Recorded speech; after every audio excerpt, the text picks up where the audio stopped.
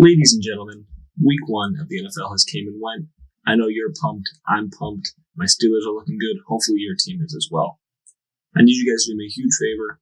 Leave a like down below. Leave a comment. Let me know what you want to see. And if you're feeling generous, subscribe to the channel. This week, I'm going to be giving you my week 1 biggest winner, and I got 2 biggest losers for you. Let me start off with the biggest losers. I got the Titans and the Packers, and I got both these teams because, let's be honest, both of those losses were unexpected and of major margins. So if it was an honorable loss, those are 2 good teams they faced, so we could have dealt with it, but they were pretty big. I'm going to break it down for you. And my biggest winner, obviously you guys can guess it, it's my Pittsburgh Steelers. Going into Buffalo, this Super Bowl contender, this MVP, Josh Allen, shutting that offense down and shutting that stadium down, getting out of Buffalo and getting ready to face the Raiders this week. Absolutely outstanding. And I know you guys are looking forward to hearing about it, so I'm going to jump right into it. Let me start with my biggest losers here. The Titans. Clearly, that offensive line isn't what we thought it was. Maybe it's just, with Arthur Smith leaving, they don't know where to go, obviously the offensive line knows where to go, but that scheme must have changed in a dramatic manner to kind of alter what their play calling is. And the offensive line wasn't prepared, or poor coaching, whatever it may be. It seems like it's the same lineup, so I'm not sure what major hole they might have, but the question mark is there going forward. Although it's a good front with J.J. Watt and Chandler Jones, 5 sacks and lack of a running game is never easy to give an excuse for. So, especially when you have number 22 in the backfield, Derrick Henry. Julio Jones coming in and supposedly being this big splash signing to give some offensive production and help out the quarterback that they paid upwards of $100 million to, Ryan Tannehill, being almost a non-factor in this game, is quite an astounding point to put forward, as well as the defense for the Titans and the addition of Bud Dupree and, the talent they already had. Caleb Farley is also a new player, but Kevin Byard, a great linebacking core. I believe they have Jayon Brown, but giving up, I believe, how many points was it? Over 30 to this offense, and almost seamlessly going up and down the field with no regard for whatever might be coming at them, was an embarrassment. And for a team that had playoff or Super Bowl aspirations in the Tennessee Titans, quite disappointing to see. As far as the Packers, Aaron Rodgers looks like he is mentally retired. He and his teammates, I feel, are on different wavelengths. Him and the coaching staff are on different wavelengths. If you look at the post-game interview, Aaron Rodgers said, it's just one game. And then Matt LaFleur goes in and said it was unacceptable. So obviously Aaron Rodgers is trying to brush it aside, and Matt LaFleur wants to take this adversity head on, as any good coach would. Any team can have players disagreeing with their coaches, but in this one, of course, we're going to talk about it because it's Aaron Rodgers, and being a superstar gives you that. This game really pointed out the importance of David Bakhtiari, their starting all-pro tackle, who missed this game clearly. The offense couldn't protect Aaron Rodgers, couldn't make holes in the run game. Aaron Jones was a non-factor. Devontae Adams was a non-factor. Props to the defense. The Saints defense, I did not think was an outstanding unit. I thought they were really good, top 10, but they weren't in the upper echelon, in my opinion, with the Rams and the Steelers and maybe even the Buccaneers. So the fact that they were able to shut down Devontae Adams on the outside, plug up the holes in the run game without Trey Hendrickson, I thought speaks volumes, as well as Jameis Winston's outstanding performance against the Packers defense, where I bring my next point in. If Aaron Rodgers is going to keep complaining about them drafting first-round picks on defense, I don't know where he has any ground to stand anymore, because you're letting up 38 points, 5 touchdowns to a guy who threw 30 interceptions not even 2 years ago. So that offense needs more splash signings, more first-round picks. So going forward, I don't think he has any ground to stand on as far as that argument grows, because they're just trying to give that team a better position to win because they know that their quarterback can make plays on the offensive side. Rolling in to my Pittsburgh Steelers. Where to begin? I feel like this win obviously didn't only come from the defense, but mainly the defense for the Pittsburgh Steelers. It was very interesting because I saw a stat that they only blitzed on 2 plays. Obviously, Pittsburgh is Blitzburg. But the Buffaloes run that New England-style offense that, as everyone knows, killed the defense for the past 20 years.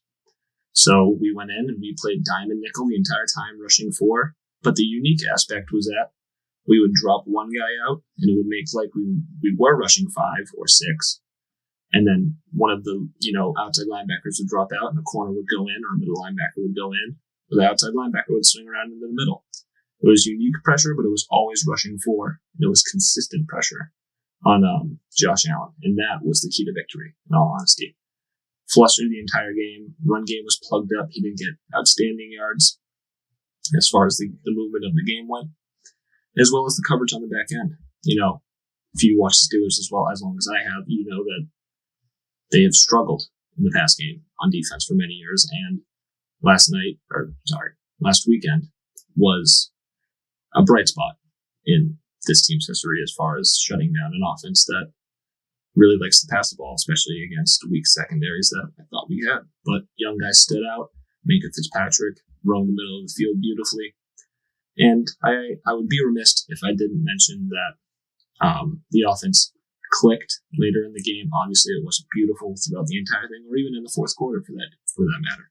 Stalled out at the end of drives sometimes. But this offensive line is going to get better as the year goes on, as more time together as a unit.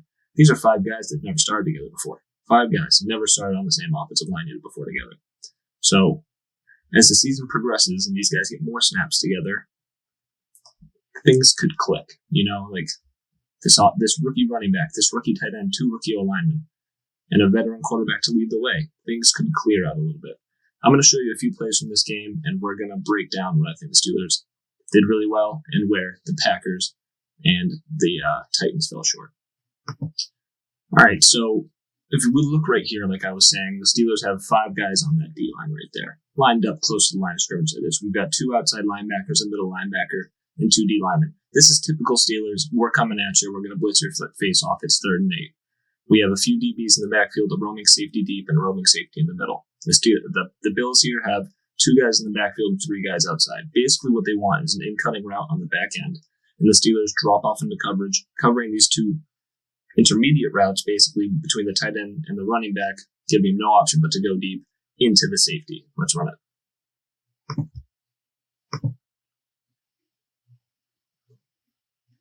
See how that middle linebacker dropped back into coverage? Beautiful. Right into Minka Fitzpatrick's hands. Not in his hands, obviously, but right into his coverage. I thought that was a great example of what the Steelers were doing all game. Basically, they were, first of all, pressure right in Josh Allen's face on that play. So he still only had 2 to 3 seconds to get that ball downfield into Cole Beasley's hands or into the flat to the tight end where he would have been met by a middle linebacker dropping into coverage, all while rushing 4 guys. Now, the subsequent play after this would be 4th and 8, and the Bills would go for it again, and we're going to see a really similar look. Let me get it up for you. Right here, we got the same thing. Middle linebacker up on the line of scrimmage, 4 D linemen up, and everyone pushed out wide. They got 4 wide this time. So basically, this is trying to spread the entire offense out, or the entire defense out, that is. A back in the backfield, which I believe this linebacker is going to take, and then 2 safeties deep, and a dime backer in the middle of the field. Let's see how it goes. Similar route combination they're going to run, trying to hit a guy down the field similarly. Again, couple of seconds, trying to split those safeties, but we had that roaming safety in the middle. Similar situation, 4 guys rushing the quarterback, getting there in 2 to 3 seconds, and him forcing a ball downfield into what it seemed like 3-man coverage. Steelers did this all game. They executed perfectly, and I thought that's mainly into the second half too. They started performing really well in this package because I think that was the second half adjustment by Tomlin. Props to him. And I think it worked well the entire second half. Clearly, they only got 3 points, and it was garbage points, but that's what stood out. That's what the Steelers did really well. And if they keep up defense like that, adjusting to their opponent, they can have a really dangerous year. All right, obviously this play is one that stood out because this was the pick in the red zone. Packers had a great drive to go start the second half, but Aaron Rodgers ends up throwing this pick. And now look at this front for the Saints here, all right? I think they got, 6 guys up because they got 2 tight ends set on offense there.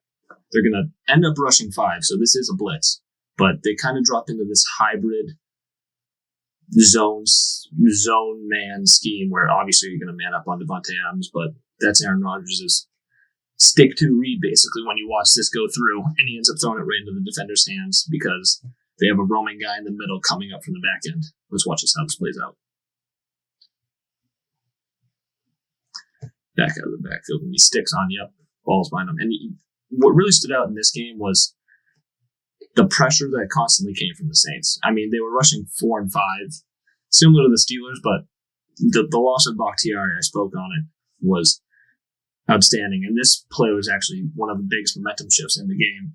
The Saints ended up scoring, and they went up 24-3, and they just rolled after that, obviously. Jameis Winston ended up throwing 3 more touchdowns, whatever it was, and the Packers barely made it across half field for the rest of the game. It was really embarrassing. You could have pulled a bunch of different plays where they stalled out on the drive, but I thought that was kind of a funny one because last year everyone talks about the stat with Aaron Rodgers only throwing 5 interceptions, and now in this game alone he throws 2. There's a really stupid one I could have shown where he overthrew Marquez Valdez-Scantling in a double coverage with safety high, and it was horrible, but I thought that one more so kind of showed where he was struggling because he had so much pressure, and in a 2 wide receiver set, 2 guys getting open in a man-to-man zone split. I thought it was really interesting. So we're going to move into the Titans now and see how they faltered against the Cardinals. All right, so if you watch the game, you know this play. This is Chandler Jones' first sack fumble, and it's going to be a bootleg play action out of the backfield, and it's supposed to probably hit a deep crosser right here on. I think that's A.J. Brown on the left side, or the far side, I should say, far side for us. Basically, the 2 inside linebackers end up biting on it, but number 55 here, if you guys know who that is, he's a pretty good football player, unblocked into the backfield, and watch, you can see the terror in his face as this play goes out. Look at those linebackers come up, not a chance. Who's blocking 55?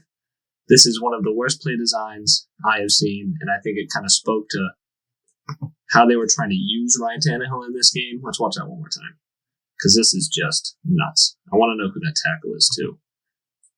What is going on here? 55 screaming. Is it supposed to be a run play? I don't even know, because no one is protecting their quarterback from one of, if not the best pass rusher in the National Football League, in number 55, Chandler Jones. Free run it, Ryan Tannehill on a bootleg, trying to hit this guy crossing, because obviously these 2 linebackers are sucked up. But this man, this bad man, is coming to kill your guy right here. And I thought this spoke to the poor O-line play and the poor way this offense was constructed going into this game without the offensive mastermind that frontlined this offense for the past 2 years in Arthur Smith. I mean, you can watch it again if you really want to, but this is just unacceptable in the National Football League, and plays like this are the result. And that was Julio Jones coming across the field, I think, actually. So, but obviously you want to hit your new toys, you want to get your new weapons open in space. Doing that is not the way to do it. And that is just one little piece into seeing how that game was wrecked. You can also say that Kyler Murray was in MVP form, but clearly it was mostly on the offensive side of the ball where the Titans struggled. If you keep putting your defense out there on a short field against a quarterback as good as Kyler Murray, you're not going to do well. That's all I got for you this week, guys. If you like what you saw, please leave a comment down below. Leave a like. Subscribe if you want to. I love making this stuff, so I hope you guys enjoy it. Thanks. See you next week.